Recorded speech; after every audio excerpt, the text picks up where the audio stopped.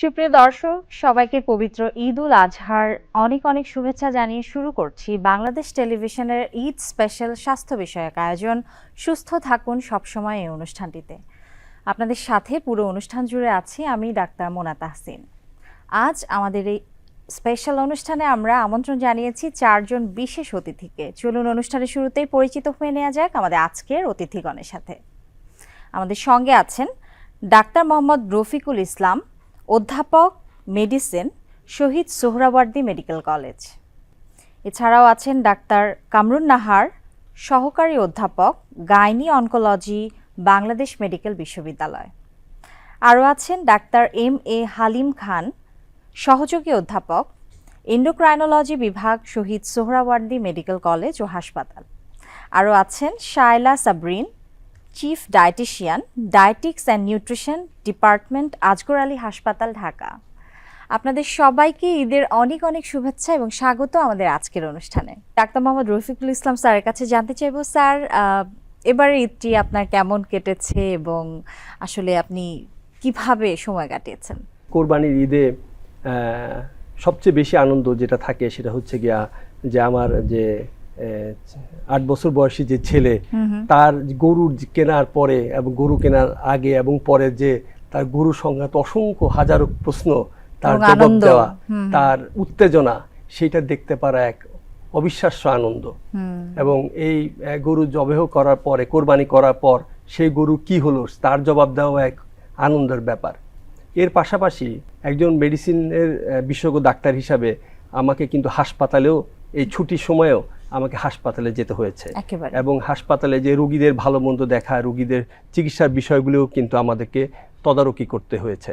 সুতরাং এটাও আসলে আমাদের আনন্দেরই একটা অংশ। আমরা এটাকে আমাদের নিজেদের কর্তব্যের অংশ বলেই আমরা মনে করি। রোগীরাও আমাদেরই অংশ। তারাও অপেক্ষায় থাকে যে স্যার আসবেন, স্যার এসে আমাদের একটু দেখে যাবেন, তারাও এই অপেক্ষায় থাকে। সুতরাং আমরা সেই কাজটা বরাবরের মতোই করি এবং আমি মনে করি এতে করে আসলে সার্বিকভাবে রোগীদেরও একটা মানসিক প্রশান্তি হয় এবং আমরাও আসলে প্রশান্তি বোধ করি। ম্যামের কাছে জানতে চাইবো, ম্যাম আপনার এবারের ঈদটি আসলে কেমন কেটেছে?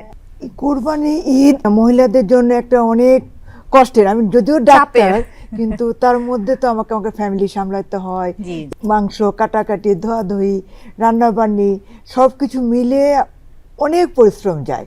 আমার যেমন যায়, আমার মনে হয় এটা মনে হয় প্রতিটা মহিলারই যায়। হ্যাঁ, আনন্দ, এটা আনন্দও লাগে যে কাজ করতে, সবার জন্য করছি, হাজবেন্ডের জন্য, বাচ্চাদের জন্য, সবার জন্য কাজ করছি, রান্না করছি এবং এতে অনেক পরিশ্রম চায় আমাদের। আবার তার থেকে আরেকটা পরিশ্রম থাকে, মানে থাকে যে আমাদের আত্মীয় স্বজন, বন্ধু বান্ধব অনেকে ফোন করে যে আজকে আমার এই সমস্যা হয়েছে, আমি কি করব। যেমন মা, খালা, চাচি, তারা বিভিন্ন ধরনের সমস্যা ভোগেন এই সময়ে। কাজ করতে করতে তারা কেউ ডিহাইড্রেশনে ভুগছে, কেউ পাতলা পায়খানা হচ্ছে, তাদেরও কিছুটা সময় সমাধান দিতে হচ্ছে, তার মধ্যে নিজের কাজও করতে হচ্ছে। সবকিছু মিলে ভালোই কেটেছে ঈদ এবার। স্যার আপনি কিভাবে কাটিয়েছেন? ঈদ মানেই তো আনন্দ, তো আনন্দের পাশাপাশি আমরা ডাক্তার হিসেবে আসলে আমাদের অ্যাবসলিউট ছুটি বলে কিছু নাই। আমাদের ফোন খোলা থাকে, হোয়াটসঅ্যাপে অনেক ইনফরমেশন চলে আসে রোগীদের কাছ থেকে। ম্যাডাম যেটা বলছিলেন যে কি করব, সুগার অনেক বেড়ে গিয়েছে, ইত্যাদি ইত্যাদি নানা প্রশ্নের আসলে জবাব দিতে হয়। এছাড়া ঈদ আমি সাধারণত গ্রামে কাটাই, অনেক মানুষ আসে, তাদের সাথে সময় কাটালে দেখা যায় মন ভালো থাকে। কারণ ডাক্তারি পেশাটা আপনি জানেন যে এটা খুব স্ট্রেসফুল একটা জব, সবসময় একটা টেন্স সিচুয়েশনে আমাদের থাকতে হয়। তো এটা কমপ্লিট একটা রিল্যাক্সেশনের টাইমে ঈদের যে ছুটিটা, এবছর অনেক দিন ছুটি পাওয়া গিয়েছে, সো আমাদের কিছুটা হলেও রিল্যাক্সের সময় গেছে আর কি। আপুর কাছে জানতে চাইবো কিরকম কাটলো? ম্যাডাম যেটা বললেন যে ফিমেলদের আসলে ওয়ার্কলোডটাও একটু বেশি থাকে, তো সব কিছু মিলিয়েই ঈদের দিনটা ব্যস্ততার মধ্যে দিয়ে গিয়েছে। তারপরে ফ্যামিলি মেম্বারদের সাথেই আসলে সময় কাটানো হচ্ছে।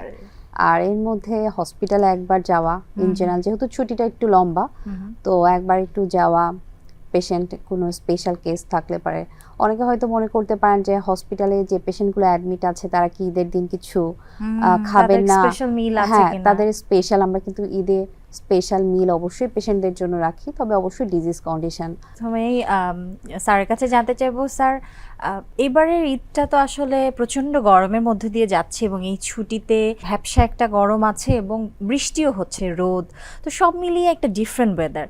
তো মশার উপদ্রব কিন্তু আমরা দেখতে পাচ্ছি এর মধ্যে। তো স্যার কি আসলে আমাদের কোনো উপদেশ দিতে চাইবেন কিনা? যখন আমাদের দেশে বৃষ্টি হয় তখন আমরা সবাই পরিবার খিচুড়ি, ইলিশ মাছ, ডিম ভুনা, এগুলি আমরা মাংস এগুলি খাই, উৎসবের মতো একটা উৎসবের মতো থাকে। কিন্তু মেডিসিনের একজন বিশেষজ্ঞ ডাক্তার হিসাবে আমরা একটু ভীত হই, কারণ যখনই আপনার এই বৃষ্টি আসে, গরম পড়ে, এই সময় একই সাথে ডেঙ্গু, চিকুনগুনিয়া, ম্যালেরিয়া এই ধরনের আক্রমণ হয়।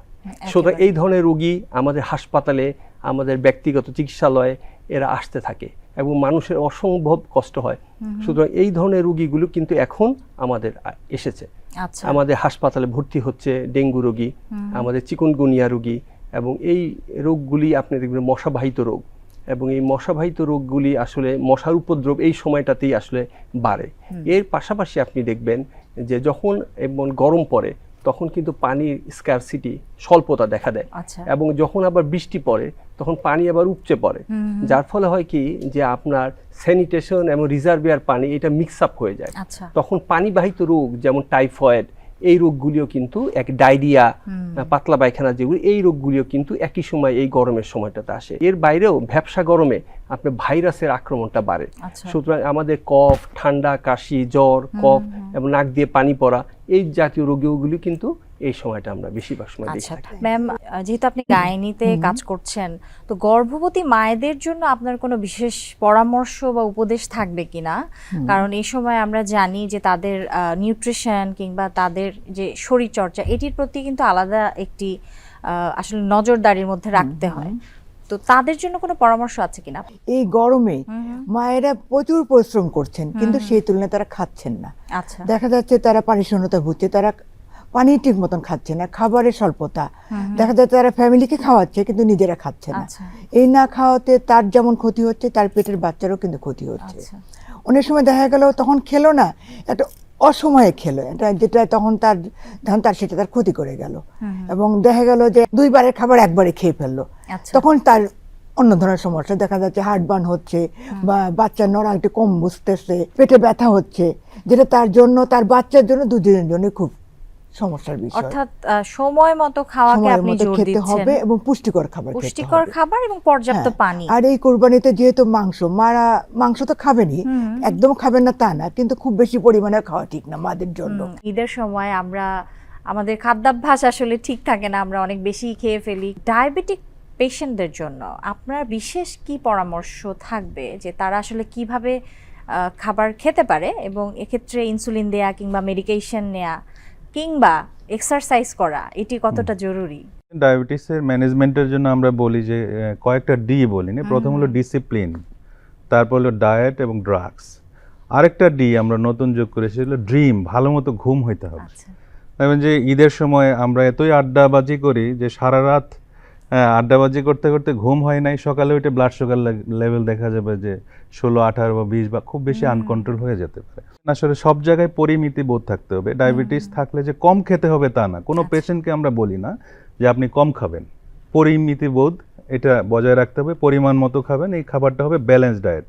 আপনি বাড়িতে যাবেন এবং একবেলা ইনসুলিন যদি আপনি না দেন তাহলেই দেখা যাবে 20, 30 বা 40 হয়ে যাচ্ছে, ব্লাড সুগার আনকন্ট্রোল হয়ে যাচ্ছে, তাহলে আপনার ঈদটা কিন্তু পুরা মাটি হয়ে যাবে। তাহলে আমাদের খাবার দাবারের পাশাপাশি যে জায়গাগুলোতে খেয়াল রাখতে হবে, আমরা ওষুধটা ঠিক মতো নিচ্ছি কিনা, ইনসুলিনটা ঠিক মতো নিচ্ছি কিনা, বাসায় যদি গ্লুকোমিটার থাকে তাহলে গ্লুকোমিটারটা আমি আগে ঢুকিয়েছি কিনা আমার ব্যাগের মধ্যে, এবং আমরা যে জায়গায় ঈদ করব, বাড়িতে অথবা শহরে যেখানেই করি না কেন, এই আমার যে ইনস্ট্রুমেন্ট যেগুলো আছে, মেডিকেশনস আছে, সেগুলো যেন আমরা ঠিক মতো নেই, এবং ঠিকমতো আমরা যেন খাবারের পাশাপাশি যেন ওষুধগুলো সেবন করি। মাঝে মাঝে গ্লুকোমিটার দিয়ে সুগারটা একটু দেখে নেই, যেহেতু ঈদের সময় অনেক বেশি খাওয়া দাওয়া হবে, সেটা মিষ্টি জাতীয় খাবার হতে পারে, মাংস বেশি হতে পারে, সেক্ষেত্রে ব্লাড সুগার বাড়ার সম্ভাবনা থেকে যায়। আরেকটা হলো যে পানি পর্যাপ্ত পরিমাণ, যদি তার কন্ট্রা ইন্ডিকেশন না থাকে, কিডনির সমস্যা না থাকে, লিভারের সমস্যা না থাকে, হার্টের সমস্যা না থাকে, তিনি পর্যাপ্ত পরিমাণ পানি খাবেন, এটাও কিন্তু খুব গুরুত্বপূর্ণ। তো এই জায়গাগুলোতে খেয়াল রাখতে হবে। আর হাঁটাহাঁটির যে বিষয়টা বলেছেন, অবশ্যই ডায়াবেটিসের রোগীর জন্য আমি যদি বলি সিঙ্গেল একটা জিনিস খুব গুরুত্বপূর্ণ, সেটা হলো ফিজিক্যাল অ্যাক্টিভিটি। এবং এই ফিজিক্যাল অ্যাক্টিভিটি যদি কেউ সঠিকভাবে করতে পারে, তার ডায়াবেটিস কিন্তু অনেকটাই কন্ট্রোলে থাকে। তাহলে আমরা যারা বাড়িতে যাব তারা যেন এই ফিজিক্যাল অ্যাক্টিভিটিটা, কিন্তু আমি বলবো যে ইজি এবং খুবই সুযোগে এই ছুটিতে ফিজিক্যাল অ্যাক্টিভিটি করা। যেমন আমরা শহরে থাকলে খুব স্ট্রেসফুল লাইফ লিড করি, একটা টাইম মেনটেন করতে হয়, আমরা সকালে হয়তো হাঁটতে যেতে পারি না, কিন্তু বাড়িতে গেলে বা ঈদের সময় যেহেতু কম্পারেটিভলি একটু রিল্যাক্সে থাকি, ছুটিতে থাকি, সেই সময় কিন্তু আমাদের ফিজিক্যাল অ্যাক্টিভিটি করে আমাদের ডায়াবেটিসটাকে প্রপারলি কন্ট্রোল করতে পারি এবং এই যে ছুটিটাকে আমরা সুযোগ হিসেবে নিতে পারি। আরেকটা বিষয় হলো যে এই যে কমপ্লিট রিল্যাক্সেশন, হ্যাঁ, এই রিল্যাক্সেশনটা কিন্তু ডায়াবেটিস কন্ট্রোলের জন্য খুব গুরুত্বপূর্ণ। একজন মানুষ রিল্যাক্সে থাকলে তার স্ট্রেস হরমোন যেগুলো আছে সেগুলো কিন্তু দেখা যাবে কম রিলিজ হয়। স্ট্রেস হরমোনগুলো কিন্তু ব্লাড সুগার লেভেলকে বাড়িয়ে দেয়। প্রতিদিন আমরা যে স্ট্রেসে থাকতেছি, এই স্ট্রেসের জন্য কিন্তু আমাদের এই ব্লাড সুগার লেভেল আনকন্ট্রোল থাকতেছে। তাহলে ঈদের সময় যেহেতু আমরা একটা রিল্যাক্সেশনে থাকবো, সেক্ষেত্রে আমি মনে করি যে অন্য সময়ের চেয়ে এই ছুটির মধ্যে কিন্তু ডায়াবেটিস স্মার্টলি কন্ট্রোল করা কিন্তু ইজি। আমাদের যিনি নিউট্রিশনিস্ট আছেন তার কাছে জানতে চাইবো যে ঈদের এই সময়টাতে তো অবশ্যই আমরা একটু রিচ ফুড খাবো এবং এক্ষেত্রে আমরা খুব একটা নিষেধ করি না বা মানতে চাই না। তো এক্ষেত্রে সুষম খাবার আসলে নিশ্চিত করবার জন্য কি কোনো উপায় আছে কিনা? আসলে উৎসবেও আমরা অংশগ্রহণ করব এবং এর মাধ্যমে সুষম যে ব্যালেন্স সেটি করা সম্ভব কিনা, এবং প্রেগনেন্ট মায়েদের ক্ষেত্রে সেটি কি রকম হতে পারে? উৎসব মানেই আমরা বাঙালি এবং আমরা ভোজন রসিক, আমরা আপ্যায়ন করতেও খুব পছন্দ করি, আবার নিজেরাও ফুড এনজয় করতে খুব পছন্দ করি। সাধারণত ব্যালেন্স মিল যদি আমরা বলি তাহলে খাদ্যের 6টি উপাদানই সেখানে বয়স ভেদে, ডিজিজ ভেদে সমানভাবে থাকবে। স্যার যেটা বললেন যে আমরা কোনো পেশেন্টকে কিন্তু না বলবো না, 3টা মেজর মিলের কথা যদি বলি, সকালের নাস্তা, দুপুরে খাবার, রাতে খাবার, সেখানে অবশ্যই আমরা কার্বোহাইড্রেট, ফ্যাট, প্রোটিন, পর্যাপ্ত পরিমাণে ভেজিটেবলস বা ফাইবার হিসেবে আমরা সালাদস এগুলো রাখতে পারি। ফ্রুটস থাকতে পারে আমাদের অ্যাজ এ স্ন্যাক্স আইটেম হিসেবে। কারণ উৎসবে আমরা অনেক সময় কি যে আমরা মেইন ফোকাসটা রাখি ফ্যাট জাতীয় খাবারে, যেহেতু এটা আমাদের ঈদুল আজহা। তো আমাদের দেখা যাবে যে আমাদের এটা ট্রেডিশনাল খাবার, যে কেউ বাসায় যদি ঈদের দিন বেড়াতেও আসে, দেখা যায় যে মাংস দিতে এসেছে, কষানো মাংস চলছে, সেটা দিয়ে কিন্তু অনেক সময় অনেক বাসায় আপ্যায়ন করা হয়, সাথে তো সুইট ডিশ কিছু থাকে। এই একজন মানুষ যদি বারবার ফ্রিকোয়েন্ট যদি এত ফ্যাট জাতীয় খাবার খেতে চায়, তাহলে কিন্তু তার একটা স্পেসিফিক নিউট্রিয়েন্টের পরিমাণটা বেশি হয়ে গেল। এই জন্য 3টা ব্যালেন্স মিল যখন আমরা 3টা মেজর মিলে নিব, সকালের নাস্তায় যেহেতু ডেজার্ট এটা সবাই আমরা এটা সুন্নাহ হিসেবেই রাখি, তো সেক্ষেত্রে আমাদের অ্যামাউন্টের বিষয়ে পোর্শন, বিশেষ করে পোর্শন কন্ট্রোলের বিষয়ে আমাদেরকে মাথায় রাখতে হবে। ঈদের দিন বা ঈদের পর দিন সবসময় আমাদের খাবারে কিন্তু প্রোটিনের পরিমাণটা বেশি থাকে। আগে কিন্তু দেখা যেত যে একটা আইটেম মানে কোরবানির মাংস দিয়েই একটা আইটেমই কিন্তু সবাই করতো, হয়তো রেজালা বা ঝোল মাংস এরকম। এখন কিন্তু এই কোরবানি মাংসেরই 4-5 রকমের পদ টেবিলে থাকে। তো এ জাতীয় ভ্যারাইটিগুলো না করে যদি প্রত্যেকটা মেজর মিলে আমরা একটা প্রোটিনের আইটেমই রাখি এই সোর্স থেকে, এবং পর্যাপ্ত পরিমাণে যদি আমরা ভেজিটেবলস বা অল্টারনেট হিসেবে যদি আমরা সালাদ ইনক্লুড করতে পারি। এবং আরেকটা ইম্পর্টেন্ট বিষয়, যেহেতু আমাদের টেম্পারেচারটা এবার অনেক বেশি, তাপমাত্রার পরিমাণটাও বেশি, এবং আমরা এত ফ্যাট কনজিউম করলে কিন্তু এবং প্রোটিন কনজিউম করলে আমার কিন্তু পানির চাহিদা পূরণ করতে হবে। সো পর্যাপ্ত পরিমাণে পানি আমাদের গ্রহণ করতে হবে। এটা শুধুমাত্র খাবার পানি হিসেবে আমি বলবো না, এখন কিন্তু অনেক রসালো ফলও পাওয়া যাচ্ছে, মৌসুমি ফলও আছে, ডিজিজ বেসিসে সে ধরনের ফল মেনটেন করা যেতে পারে বা ফলের শরবত। আর আরেকটাও জিনিস আমি বলতে পারি যে হাইড্রেশনের জন্য প্রোবায়োটিক হিসেবে আমরা যেমন দই খেতে বলি, দইয়েরও কিন্তু আমরা লাস্সি করে খেতে পারি, এটাও কিন্তু হাইড্রেট করে বডিকে। অধ্যাপক ডাক্তার মোহাম্মদ রফিকুল ইসলাম স্যারের কাছে জানতে চাইবো, স্যার আপনি বলছিলেন যে এই ওয়েদারে কোন কোন অসুখগুলো সবচাইতে বেশি হবার যে ঝুঁকি সেটি আছে, তো এটি আমরা আসলে প্রতিরোধ করবার কোনো উপায় আসলে আমরা আমাদের দর্শকদের বলতে পারি কিনা, যে কিভাবে এটি থেকে দূরে থাকা যাবে? সবসময় আপনি দেখবেন যে prevention is better then cure, আমাদের একটা অ্যাফোরিজম আছে যে প্রিভেনশন করার জন্য। সো আমাদের যেটা আমরা সবাই জানি যে এই ডেঙ্গু যে মশা আসলে দুই ধরনের ভ্যারাইটিটা আছে, একটা হচ্ছে গিয়া অ্যাজিপ্টি, একটা হচ্ছে অ্যালবোপিকটাস। তাহলে এই যে অ্যাজিপ্টি যে ভ্যারাইটি এবং অ্যালবোপিকটাস যে ভ্যারাইটি, এরা আসলে কোনটা আসলে আরবান অঞ্চলে থাকে, কোনটা রুরাল অঞ্চলে থাকে। তো আমাদের শহর আরবান অঞ্চলে যেটা করণীয় সেটা হচ্ছে গিয়ে যে এই মশাগুলি আসলে আপনার দিনের বেলা আসলে বাইট করে, এটা রাতের বেলা কিন্তু আসলে কম বাইট করে। তো এই সময়টা কিন্তু আমাদের খুব প্রিভেনশনে থাকতে হয়, এবং এরা আসলে কোথায় প্লেন ওয়াটারে হয়। এর বাইরেও এই সিজনে আসলে আমাদের গরম লাগলে আমরা আসলে হাফ হাতা জামা পরতে চাই, কিন্তু আমাদের চেষ্টা করতে হবে আসলে ফুল হাতা জামাটা পরতে, কারণ এতে বাইটের চান্সটা অনেকখানি কমে আসে। 2 নম্বর, রেপিলেন্ট ক্রিম পাওয়া যায় বাজারে, এগুলি আপনার ব্যবহার করা যেতে পারে, কিন্তু আমাদের ফুল হাতা জামাটা আমাদের চেষ্টা করতে হবে পরার জন্য।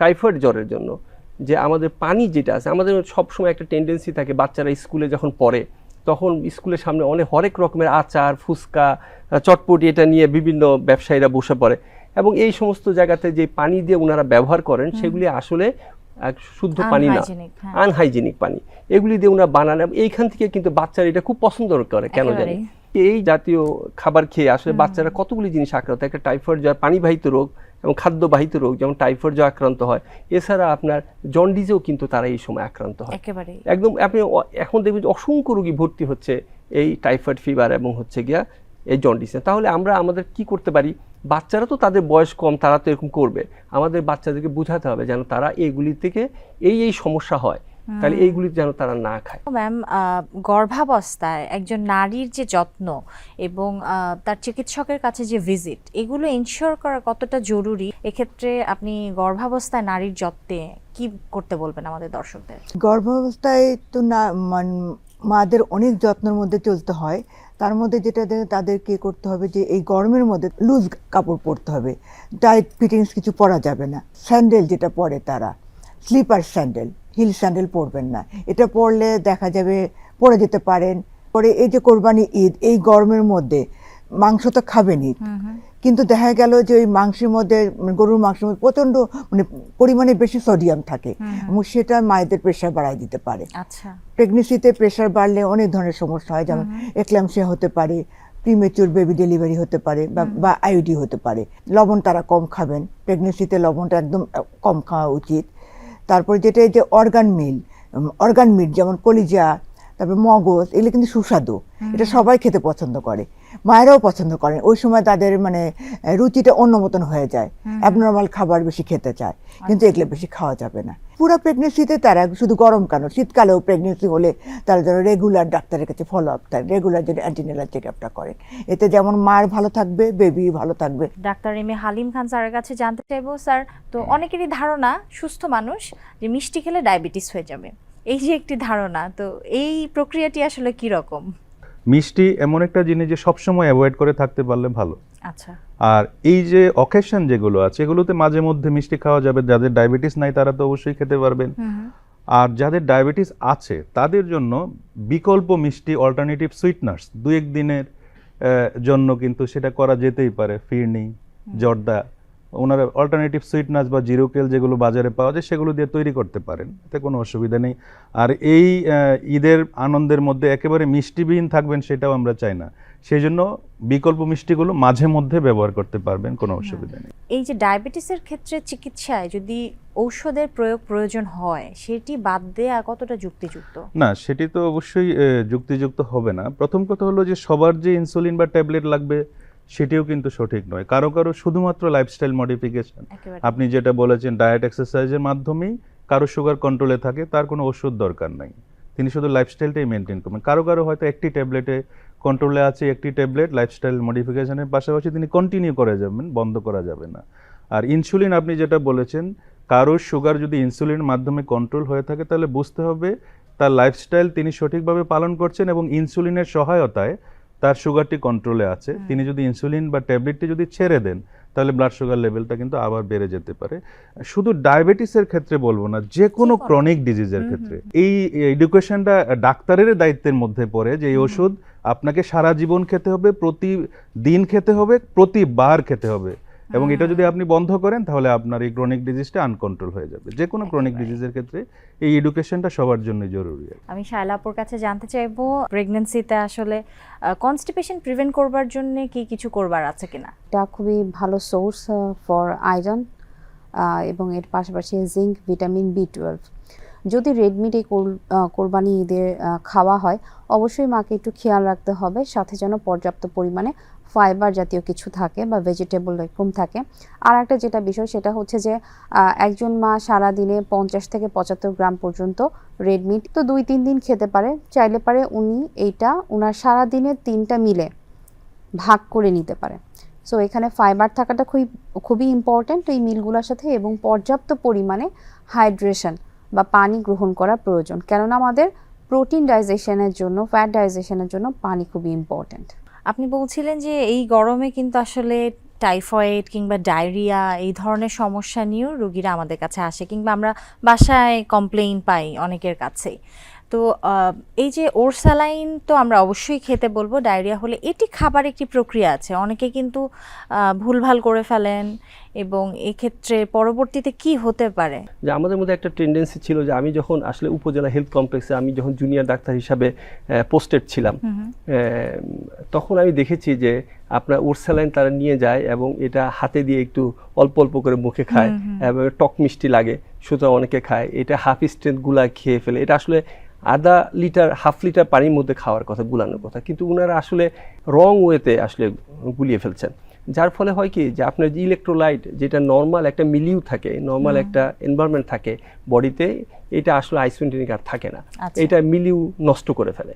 সো আমাদের অ্যাপ্রোপ্রিয়েট যেটা লেখা আছে যে হাফ লিটার ওয়াটারের মধ্যেই আসলে ওরসালাইন গুলাতে হবে, ওইটাই আসলে ওনাকে করতে হবে আমাদের যে ডায়রিয়া ডেভেলপ করে, ওইভাবে আসলে তাকে খেতে হবে।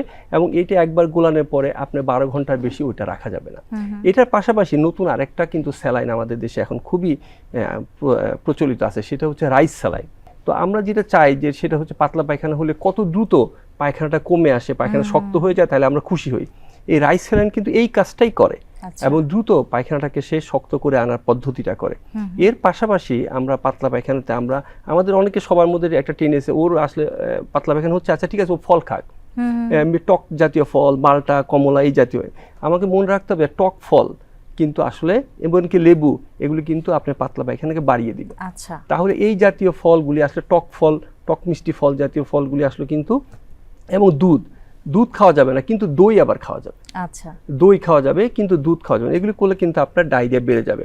আপেল, এটা কিন্তু আপনার পায়খানাটাকে কমিয়ে দেয়। তো ঘরোয়া পদ্ধতি যেটা হচ্ছে আমরা যেন ওরসালাইন খাই, কাঁচকলা, এইগুলি যদি আমরা ঘরোয়া খাবারগুলি খাই, আমার মনে হয় যে এটা আমাদের দিকে ভালোর দিকে যাবে। আমাদের একটা পদ্ধতি থাকে যে আমরা তাড়াতাড়ি আজকের মধ্যেই ভালো হয়ে যেতে চাই, একদম আমরা অ্যান্টিবায়োটিক খেয়ে ফেলি। আমরা বাজার ইমোটিল নামে কিছু ওষুধ আছে, এগুলি খাওয়ার চেষ্টা করি। আমি বিনয়ের সাথে সবাইকে বলবো, সতর্কতার সাথে সবাইকে বলবো, এই ইমোটিল জাতীয় ওষুধ এবং ডায়রিয়া হওয়ার সাথে সাথেই অ্যান্টিবায়োটিক খাওয়া থেকে আমরা সবাই যেন বিরত থাকি, কারণ এইখান থেকে কিন্তু সিরিয়াস কমপ্লিকেশন হতে পারে। আমরা তো এখন আসলে অ্যান্টিবায়োটিক রেজিস্ট্যান্ট এরার দিকেই যাচ্ছি। একদম তাই। এবং আপনি দেখবেন যে কোনো পাতলা পায়খানা হওয়ার সাথে সাথেই সবাই মেট্রোনিডাজল, ফিলমেট, এই নামগুলি যে ওষুধগুলি আছে, এগুলি কিন্তু মুরগির মতো খেয়ে ফেলতেছি। তো আমরা আসলে সবাই এখান থেকে বিরত থাকবো, কারণ এখান থেকে আসলে আমাদের যেটা হচ্ছে ড্রাগ রেজিস্ট্যান্ট জীবাণুগুলি আসলে আসতেছে, এবং এইটা চিকিৎসা করা সত্যিকার অর্থে অত্যন্ত কঠিন। চমৎকার বলেছেন। আমি ম্যামের কাছে জানতে চাইবো, ম্যাম বলছিলেন যে আসলে অতিরিক্ত লবণ কিংবা সোডিয়াম, এটি কিন্তু আসলে আমাদের হাইপারটেনশন আরো বাড়িয়ে দিতে পারে। তো প্রেগন্যান্সিতে তো আমরা জানি প্রি-এক্লাম্পসিয়া বা এক্লাম্পসিয়া এটি আসলে সিভিয়ার হতে পারে, এবং মা এবং তার গর্ভের সন্তান দুজনের ক্ষেত্রেই ভয়ানক হতে পারে। তো এক্ষেত্রে কারো যদি ডেভেলপ করে কিংবা হাইপারটেনশন খুব বেশি বেড়ে যায়, সেক্ষেত্রে একজন গর্ভবতী মা কি করবেন? যদি গর্ভবতী মায়ের হাইপারটেনশন ডেভেলপ করে, সেটা প্রথমে আমাদের দেখতে হবে যে তার কি আগে থেকে প্রেশার ছিল, মানে তার কি আগে থেকে হাইপারটেনশন ছিল না প্রেগনেন্ট হওয়ার পরে। যদি আগে থেকে থাকে, সেটা থেকে তার দেখা যাবে তার অন্য জায়গায় ইফেক্ট পড়তে পারে, যেমন কিডনিতে সমস্যা হতে পারে তার, যেমন ক্রনিক প্রেশার যদি তার থাকে। আর দেখা যাবে প্রেগনেন্সি ইনডিউসড হাইপারটেনশন যদি হয়, যে প্রেগনেন্সির জন্য তার হাইপারটেনশন হয়েছে, সেটার ইফেক্টটা তার শরীরের অন্যান্য জায়গায়, কিডনি, হার্ট, এগুলোর উপর ইফেক্টটা একটু কম পড়বে। এবং সেক্ষেত্রে বাচ্চার তো ইফেক্ট পড়বেই, সেটা প্রেগনেন্সি ইনডিউসড হোক আবার ক্রনিক হাইপারটেনশন হোক, দুটাতেই বাচ্চার উপর ইফেক্ট করবে। আর সেক্ষেত্রে মায়ের এই প্রেশারটা তো কন্ট্রোল অবশ্যই রাখতে হবে, একটা মিনিমাম লেভেলে রাখতে হবে। সেটা আমরা একটা ড্রাগ দিয়ে করতে পারি বা কম্বাইন্ড ড্রাগ দিয়ে করতে পারি, সেটা তাকে তো রেগুলার ফলো আপে যেতে হবে ডাক্তারের কাছে, এবং মেডিসিন তো রেগুলারলি নিতেই হবে।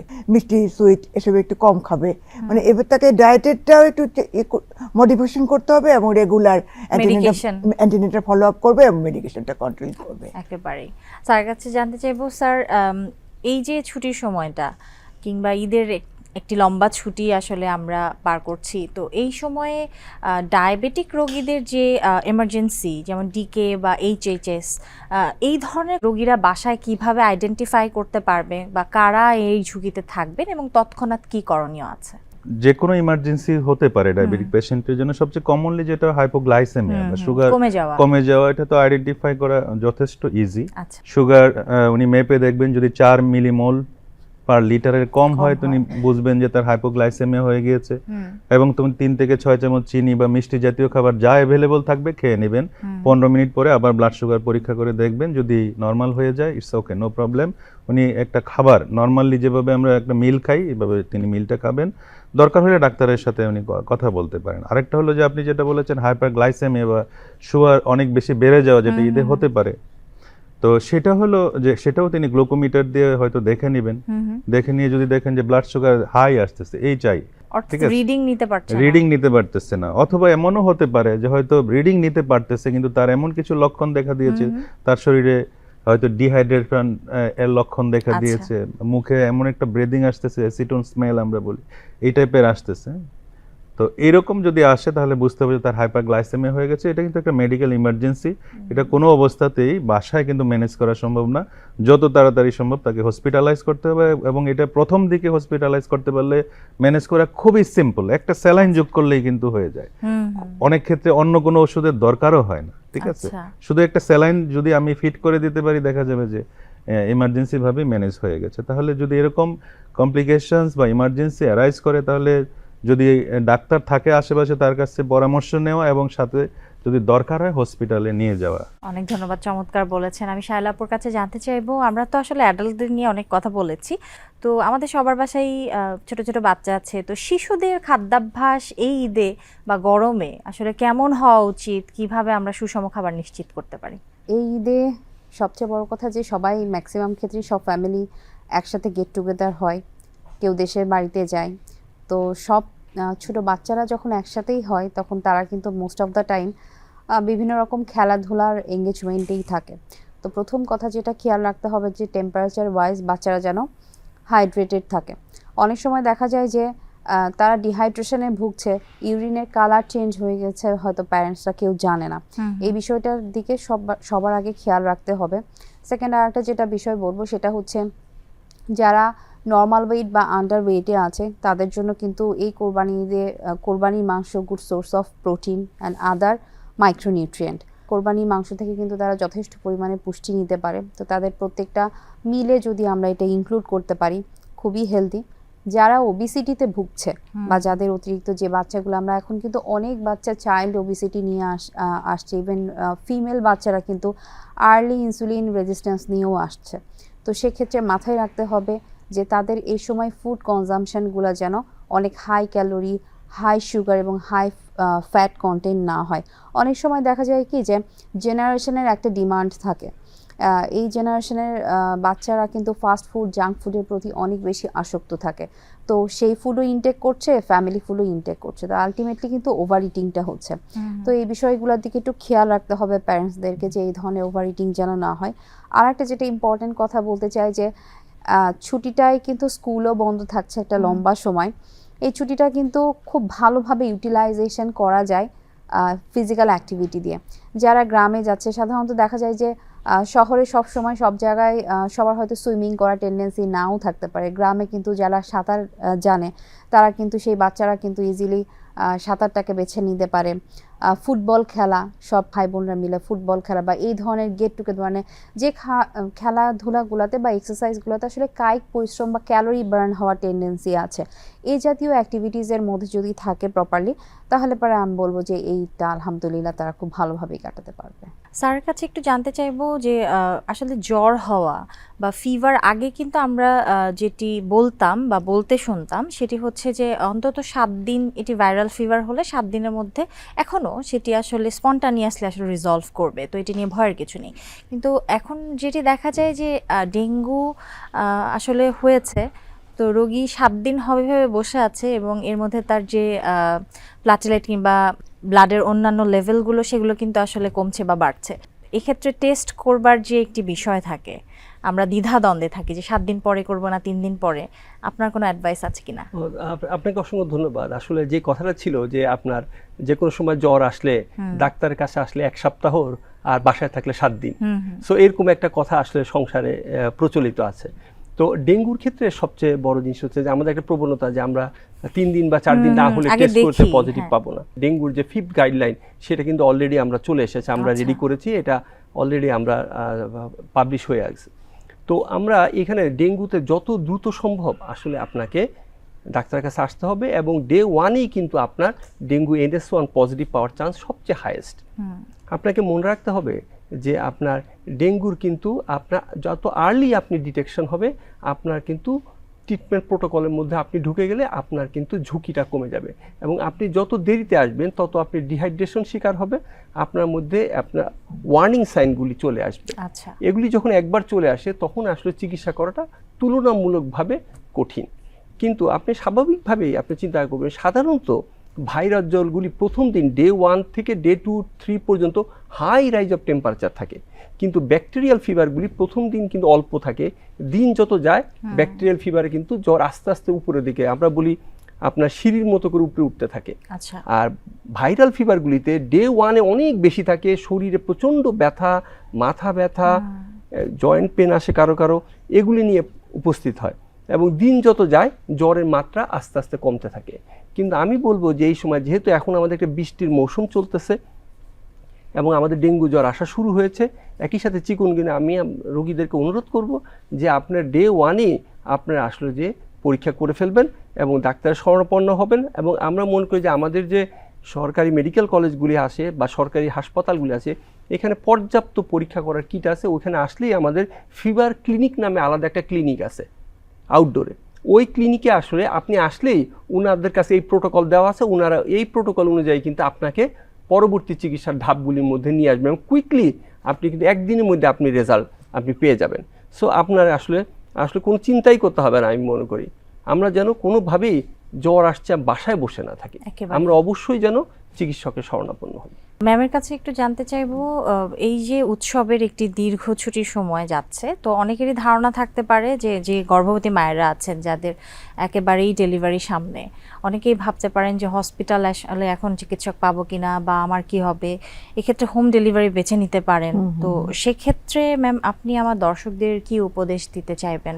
আচ্ছা, হসপিটাল কিন্তু কখনো বন্ধ থাকে না, সেটা 10 দিনের ছুটি হোক আর আরও বেশি হোক বা কম হোক, হসপিটাল সবসময় খোলা থাকে এবং ডাক্তাররা, সব বিভাগের ডাক্তাররা তারা রোস্টার ডিউটি করে হসপিটাল মেনটেন করে।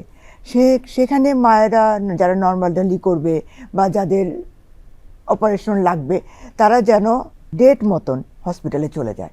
আর হোম ডেলিভারি তো কখনোই আমরা অ্যালাউ করি না বা সাপোর্ট করি না, সেটা নর্মাল হোক আর যাই তো হোক সেক্ষেত্রে হসপিটাল ম্যাম কি ডেলিভারি। কি কমপ্লিকেশন হতে পারে যদি বাসায় ডেলিভারি করার চেষ্টা করা হয়? বাসায় ডেলিভারি করলে হতে পারে বাচ্চা ডেলিভারি করতে গেলে বাচ্চা মারা যেতে পারে, আচ্ছা, মায়ের ইনজুরি হতে পারে, যেমন ছিঁড়ে যেতে পারে, যেখানে আমরা অনেকে বলে যে মিনি সিজার এপিসিওটমি যেটা আমরা দেই, ওটা আমরা হসপিটাল ডেলিভারি করলে আমরা ওটা দিয়ে দেই, সেক্ষেত্রে মার কোনো টিয়ার হয় না বা ছিঁড়ে যায় না।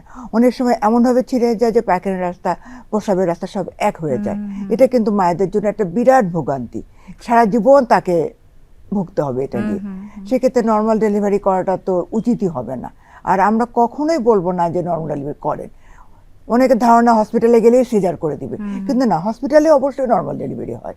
এতদিন কষ্ট করার পর একটা বাচ্চা 9 মাস ধরে, সবাই 9 মাস যেহেতু বলে, 9 মাস ধরে পেটে পাললো, বড় করলো, তারপরে একটা নর্মাল ডেলিভারি বাসায় করে সে বাচ্চাটাকে হারাবে, মারও অনেক ক্ষতি হয়ে যাবে, সেটা তো ফ্যামিলির জন্য বিরাট একটা ক্ষতি। একেবারে। আমি স্যারের কাছে জানতে চাইবো স্যার, হরমোনের যে অসুখ তার মধ্যে কিন্তু থাইরয়েডের অসুখ একটি বড় জায়গা জুড়ে আছে। তো যারা থাইরয়েড রোগে ভুগছেন অনেকেই আছেন হাইপোথাইরয়েড কিংবা হাইপার, দুই ক্ষেত্রেই এই যে ঔষধ ঠিকমতো না খাওয়া কিংবা যে ভাবেন আমার তো তেমন কোনো শারীরিক অসুবিধা হচ্ছে না, তো এটি আসলে কি ভয়ানক হতে পারে কিনা? রোগী মনে করে যে আমি তো ওষুধ খেয়ে ভালো হয়ে গেছি, তাহলে ওষুধটা বন্ধ করে দিই। থাইরয়েডের ক্ষেত্রে তাই হয়, সবচেয়ে বেশি হয় রমজান মাসে। উনি কখন খাবেন সেই সিদ্ধান্ত নিতে নিতে উনি কিন্তু থাইরয়েডের ওষুধটা বন্ধ করে দিয়েছেন, যে ভাবলেন যে 1 মাস না খেলে কি হবে। তো 1 মাস পরে উনি যখন আবার FT4 TSS করলেন, দেখলেন যে TSS তার অনেক বেশি বেড়ে গেছে। প্রেগনেন্সির সময় এটা কিন্তু ডেঞ্জারাস হতে পারে, ম্যাডাম যেটা বলেছে। তার প্রেগনেন্সি আছে, উনি রমজানে রোজা রেখেছেন, উনি থাইরয়েডের হরমোনটা ঠিকমতো খাননি, অথবা রোজা রাখেননি, তিনি ওষুধটা খাননি, সেক্ষেত্রে মা এবং বাচ্চা দুজনেই কিন্তু অনেক বড় সমস্যা দেখা দিতে পারে। সেক্ষেত্রে কিছু কিছু সিচুয়েশন আছে, এগুলোতে কিন্তু ডেঞ্জারাস অবস্থা ধারণ করতে পারে। কোনো কোনো সময় চিকিৎসক বলতে পারেন যে আমরা আপাতত আপনার ওষুধটা বন্ধ রাখলাম, আমরা একটু ট্রায়াল দিয়ে দেখি যে এটা আপনার লাগবে কি লাগবে না, এরকম অবস্থা হতে পারে। সেটা চিকিৎসক করবেন, কিন্তু রোগী নিজে থেকে যদি ডিসিশন নেন তাহলে তার বড় ক্ষতি হতে পারে। হরমোনের পাশাপাশি আমি দুটি জিনিস একটু যোগ করতে চাই আমার ডায়াবেটিস থেকে। সেটা হলো যে ম্যাডাম একটু আগে যেটা বলেছেন, সেটা হলো যে আমাদের যে ঈদের শিক্ষাটা কি। যেমন ধরেন আমরা যেটা ইউজুয়ালি যেটা করি, অনেক বড় কোরবানি দিলাম আমি, আর ফ্রিজে সারা বছরের জন্য মাংস রেখে দিলাম। আমার পাশের বাড়ির মানুষটি যে প্রোটিন পাচ্ছে কিনা সেটা কিন্তু আমি দেখলাম না। তো এইখান থেকে আমাদের শিক্ষা নিতে হবে। আমি একটা আর্টিকেল পড়েছিলাম, মিশরে তাদের কয়েকটা গ্রাম আছে, এখানে কোনো ফ্রিজ নাই, কারণ তারা কোনো খাবারকে ফ্রিজ আপ করে না। খাবারটা বাড়লে আশেপাশে মানুষদেরকে দিয়ে দেয়, তারা নিউট্রিশনটাকে ব্যালেন্স করে। তো আমরা এই যে বড় কোরবানি দিয়ে ফ্রিজে না রেখে যদি আমাদের আশেপাশের যে মানুষ, যারা অসহায় মানুষ, যারা মানে প্রপারলি সারা বছর নিউট্রিশন নিতে পারে না, তারা কিন্তু প্রপারলি আমরা যদি ডিস্ট্রিবিউট করি অ্যাকর্ডিং টু ইসলাম, সেক্ষেত্রে আমার পাশাপাশি আমার পাশের মানুষটিও ভালো থাকবে। আরেকটা জিনিস হলো, এই ঈদে আমরা সাধারণত আমাদের বাবা মায়ের জন্য শাড়ি, লুঙ্গি অথবা পাঞ্জাবি যাই। আমি বলবো যে তার চেয়ে বেশি ইম্পর্টেন্ট, আপনার বাবা মা যদি ডায়াবেটিসে আক্রান্ত হয়ে থাকে, তাহলে একটি শাড়ি কিনা, একটি পাঞ্জাবি কেনার চেয়ে একটা গ্লুকোমিটার কিনা আপনার জন্য বেশি জরুরি। তাহলে এই সময় যদি শাড়ি দিতে পারেন তো ভালো, পাশাপাশি একটা গ্লুকোমিটার কিনে দিন, এটা আপনার বাবা এবং মায়ের জন্য অনেক উপকার বয়ে নিয়ে আসবে। আমি শায়লা আপুর কাছে জানতে চাইবো, স্যারের কথার রেশ ধরেই, এই যে রেফ্রিজারেটরে আমরা দীর্ঘদিন যে খাবার স্টোর করে রাখি এবং সেটি আমরা সারা বছর ধরে খেতে থাকি, এটি আমাদের শরীরের জন্য কতটা ক্ষতিকর? প্রথম হচ্ছে কথা যেটা, যে কোরবানি মাংস বলেন বা যে মাংসই বলেন না কেন, প্রোটিন জাতীয় বিশেষ করে কাঁচা জিনিস, এটা বেশি দিন স্টোর করা কোনোভাবেই উচিত না। কোরবানি মাংসের মধ্যে আমি যদি দুটা পার্ট করি, একটা হচ্ছে লিন মিট বা আমরা যে মাংসগুলো খাই, এবং আরেকটা হচ্ছে অর্গান মিট। অর্গান মিটের মধ্যে কিন্তু আমাদের কলিজা, ব্রেইন, ফুসফুট, হার্ট, লিভার সব কিছুই কিন্তু পড়ে।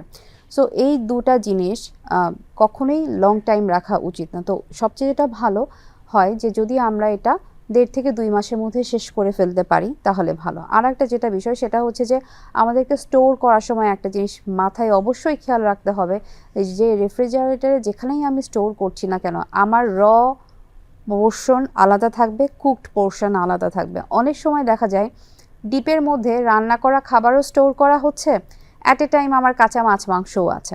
এটাই কিন্তু একটা কন্টামিনেশন হয়, যেটা কিন্তু পরবর্তীতে এটা আমাদের দেখা যায় যে আমরা যদি বিভিন্ন ক্যান্সার ডিজিজের হিস্ট্রি পড়ি না কেন, এই কার্সিনোমার কিন্তু একটা রিলেশন থাকে, যে যদি আমি কুকড ফুডের সাথে র ফুড রাখি।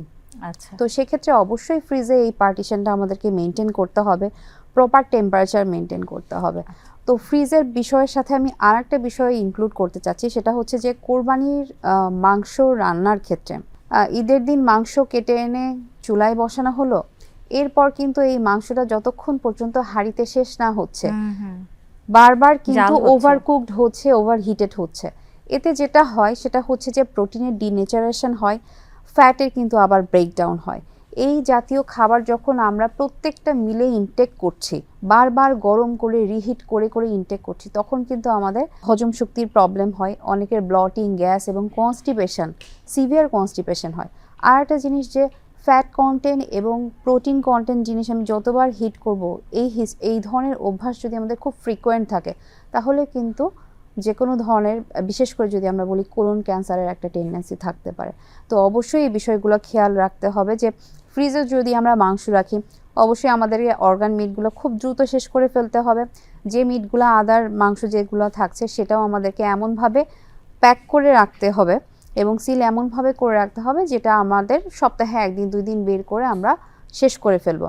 আমাদের এই অনুষ্ঠানে আপনারা এসেছেন, ঈদের এই আনন্দঘন মুহূর্তে আনন্দ ভাগাভাগি করে নিয়েছেন আমাদের দর্শকদের সাথে এবং অনেক গুরুত্বপূর্ণ কিছু তথ্য আমাদেরকে দিয়েছেন।